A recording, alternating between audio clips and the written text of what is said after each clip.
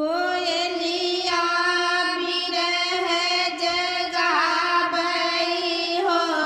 परदेस पिया नहीं आवई हो ओही परदेसिया ले हो घर बाबा हारल हो घर बाबा हारल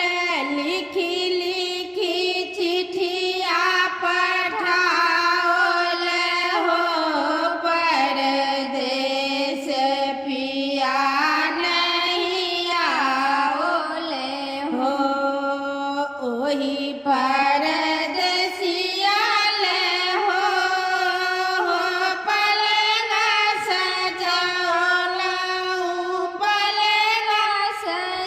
सजेलऊं फोन हमर ने उठावई हो परदेस पिया नहीं आवई हो ओही